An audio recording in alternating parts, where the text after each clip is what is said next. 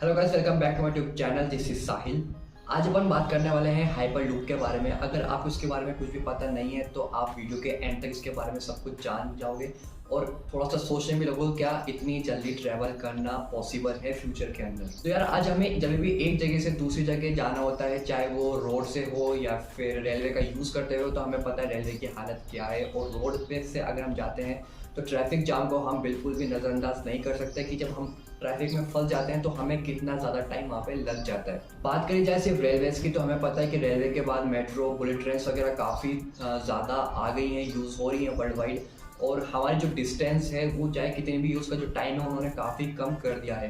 पर मैं अगर कहूँ कि उससे भी आगे की टेक्नोलॉजी आ गई है जिसकी जो मैक्सिमम स्पीड है वो 1200 किलोमीटर पर आवर हो सकती है। अब आप खुद सोच के देखो, मतलब जो हाइपर लूप है उसकी स्पीड कितनी हो सकती है, आप कितनी जल्दी से ट्रेवल जो है वो कर सकते हैं। तो आज हम इसी के बारे में बात करने वाले हैं कि कैसे इसका यूज़ है और अभी ये कहाँ तक पहुँच गया है और हमें कितनी जल्दी ये मिलने वाला है। तो जब भी हम कोई भी व्हीकल से ट्रैवल करते हैं तो वहाँ पे जो दो प्रॉब्लम्स हैं वो सबसे ज़्यादा आती है जब हम ट्रैवल करते हैं। यानी कि अगर मैकेनिकल्स की बात की जाए तो यानी कि पहला जो हो गया फ्रिक्शन, और जो दूसरा हो गया वो हो गया एयर रेजिस्टेंस। जब फ्रिक्शन और एयर रेजिस्टेंस व्हीकल्स में लगते हैं तो उनकी जो स्पीड है वो एवरेज रहती है या फिर एक जो पैरामीटर है वहाँ तक ही रह जाती है। लेकिन क्या हो अगर वहाँ से जो एयर रेजिस्टेंस है वो कम कर दिया जाए और जो फ्रिक्शन है वो उसको मिनिमम कर दिया जाए, तब आप सोच सकते हो कि उस व्हीकल की स्पीड कितनी ज़्यादा हो जाएगी। कुछ उसी पे वर्क करता है हाइपर लूप सिस्टम या फिर हाइपर लूप टेक्नोलॉजी। अब बात करी जाए कि हाइपर लूप जो है वो किस तरीके का दिखता है, तो हाइपर लूप यार कुछ इस तरीके का है कि अगर आपको कोई भी ए पॉइंट से बी पॉइंट पे जाना है तो आपको एक जो ट्यूब है, वैक्यूम ट्यूब है, उस तरीके का जो प्लेस है वो रख दी जाती है। उस तरीके का कुछ बनाया हुआ होता है जिसके अंदर जो वैक्यूम है वो क्रिएट की जाती है। और उसके अंदर जो आपका जो कंपार्टमेंट्स होते हैं, यानी कि जैसे कि आप ट्रेन के अंदर बैठते हो, जो कंपार्टमेंट्स होते हैं उस तरीके के कंपार्टमेंट्स होते हैं। उस कंपार्टमेंट्स के थ्रू आप एक जगह से दूसरी की तरफ जा सकते हो। अब आप खुद सोच के देखो, कोई एक लंबी सी ट्यूब है, जो ट्यूब होती है वैक्यूम ट्यूब है, स्टील की वो प्लेस है, यानी कि वो बनाई हुई है। उसके अंदर आप ट्रेवल कर रहे हो, कहीं एक जगह से दूसरी जगह जाना हो तो आप उसके अंदर ट्रेवल कर रहे हो और इतनी फास्ट ट्रेवल कर रहे हो कि आप उसके अंदर मूवमेंट भी ध्यान से नहीं कर सकते, ठीक से नहीं कर सकते हो।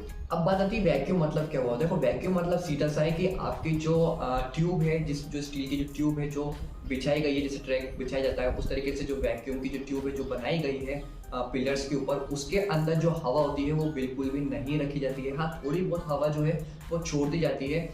तो जहाँ पे एयर बिल्कुल भी नहीं होती है या बिल्कुल मिनिमम होती है उस जगह को वैक्यूम हम बोलते हैं। अब कम से कम हवा रखने से क्या होगा, वहाँ पे जो फ्रिक्शन है वो कम से कम होगा और जो आपको स्पीड बढ़ाने के लिए जो एनर्जी है उसकी कम से कम यूज़ होगा, कम से कम एनर्जी का जो है वो यूज़ होगा और फ्रिक्शन कम से कम वहाँ पे होगा। और यार ये इतना ज़्यादा फ्यूचरिस्टिक है कि इसको फिफ्थ मोड ऑफ ट्रांसपोर्टेशन भी बोला जाता है। इतना ही नहीं, इस पर बहुत ज़्यादा एक्सपेरिमेंट्स भी किए गए हैं, इस पर पैसेंजर्स के साथ ट्रायल भी किया जा चुका है। और आपको जान के हैरत होगी कि ये जो टेस्ट हुआ था वो पास भी हो चुका है। अब ये कब तक आता है उस पर हम ज़रूर बात करेंगे। अब बात करते हैं इसके अंदर यूज़ होने वाली टेक्नोलॉजीज़ के बारे में। तो यहाँ पे जो टेक्नोलॉजीज़ यूज़ होती है वो होती है मैग्नेटिक लेविटेशन, और जो दूसरी होती है वो है एयर प्रेशर।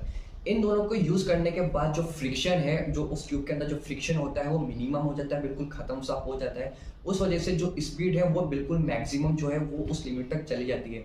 आप सोचकर शॉक हो जाओगे कि उसकी जो मैक्सिमम स्पीड है जो ट्रायल के दौरान देखी गई वो 1200 किलोमीटर पर आवर की स्पीड देखी गई है। अब आप सोच सकते हो कितनी ज़्यादा ये स्पीड एग्जिस्ट करती है। ये सेम उतनी है जितनी हमारी स्पीड ऑफ साउंड होती है। तो आप सोच सकते हो कि इसकी स्पीड कितनी ज़्यादा है। अब बात करी जाए कि जिस कंपार्टमेंट के अंदर हम बैठते हैं, जिस ट्यूब के कंपार्टमेंट में हम बैठ रहे हैं, उसके अंदर कौन कौन सी फोर्स जो है वो यूज़ होती हैं। तो उसके अंदर जो फोर्स यूज़ होती है वो होती है मैग्नेटिक फोर्स और एयर फोर्स।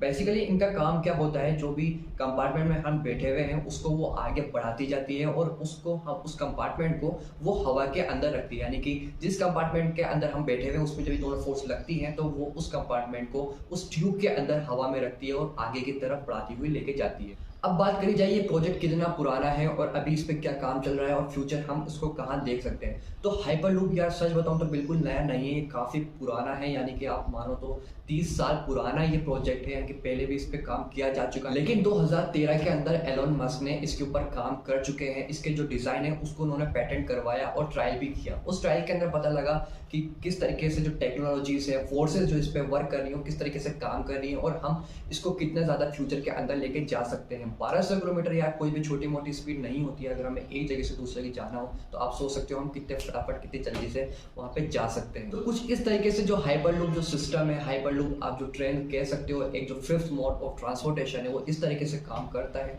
और अगर रिपोर्ट्स के हिसाब से देखा जाए तो अगर जब कोरोना नहीं आया था उससे पहले 2021 तक जो वर्ल्ड है उसके अंदर इसका इंट्रोड्यूस होने वाला था, इसके लिए ट्रायल यूज़ होने वाले थे हाइपरलूप का।